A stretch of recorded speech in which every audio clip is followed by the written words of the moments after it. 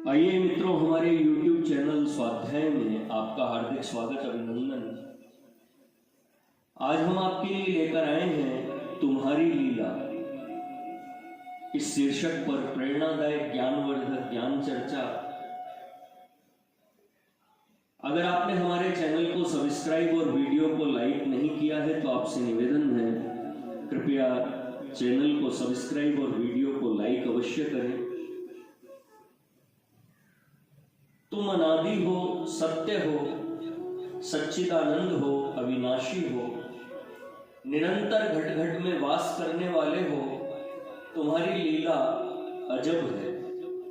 बिना पैरों के तुम चला करते, चलते भी ऐसे हो कि विश्व में कोई ऐसा स्थल नहीं जहां तुम्हारी पहुंच न हो। बिना कानों के तुम सुनते, सुनते भी इतनी बारीकी से हो कि कोई बात, स्वप्न की भी बात तो तुम्हारे सुने बिना नहीं रह पाती। फिर बिना करों के तुम ऐसे विलक्षण कार्य संपादन किया करते हो कि देखते ही बनता है। साथ ही ऐसा कोई कार्य तो दिखता ही नहीं जिसे तुम न कर पाते हो।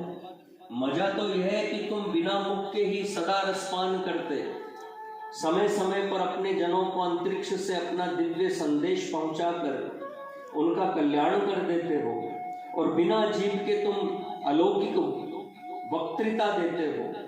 कभी कभी तुम्हारी शांतिमय वाणी संतों को उनके कठिनतर समय में अमृत का काम कर जाती है। तुम्हारे लिए कुछ भी अज्ञेय नहीं।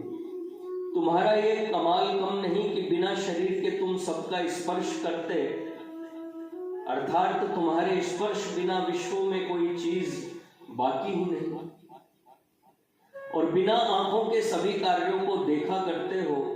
निविड़ अंधकार में जब कोई व्यक्ति सांसारिक दृष्टि बचाकर कोई कार्य कर डालता, तब भी वह तुम्हारी दृष्टि से बच नहीं पाता। जब प्राणी मात्र शांति लाभ करते हो, तब भी तुम्हें शांति नहीं, तुम सदा सबको देखा ही करते हो। साथ ही विश्व की समस्त गंध युक्त वस्तुएं भी तुमसे छिपकर नहीं बच पाती। बिना नासिका के ही तुम सब पदार्थों की गंध लेते हो।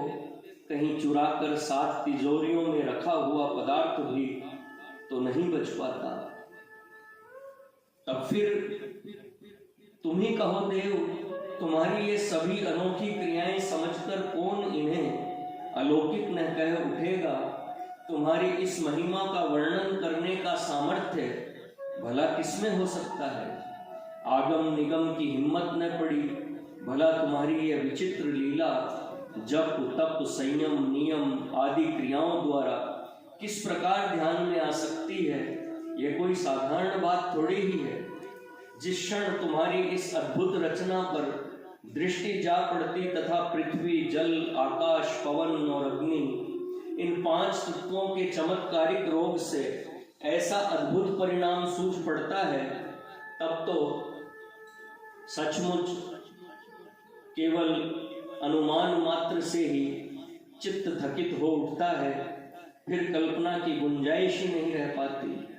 थकान बढ़ने लगती है इस अपार लीला के किसी भी आशंका ध्यान मात्र करने पर। फिर तुम सरल भी तो नहीं, अगम हो अगोचर हो, तब तुम ही करो। तुम्हारी इन लीलामयी कलाओं के गुणानुवादों को कौन विचार कर सकता है। अतएव हे गोविंद, तुम्हारी गति केवल तुम ही समझ सकते हो। निश्चय ही तुम धन्य हो। तुम्हारी लीला धन्य है, देव धन्य है, धन्य है, तुम्हारी जय हो। गोविंद हरे गोपाल हरे, श्री राधे श्री गोविंद। मित्रों, यह थी तुम्हारी लीला, इस शीर्षक पर प्रेरणादायक ज्ञानवर्धक ज्ञान चर्चा। अगर आपको हमारा चैनल पसंद आए तो इसे सब्सक्राइब और वीडियो को लाइक अवश्य करें। धन्यवाद।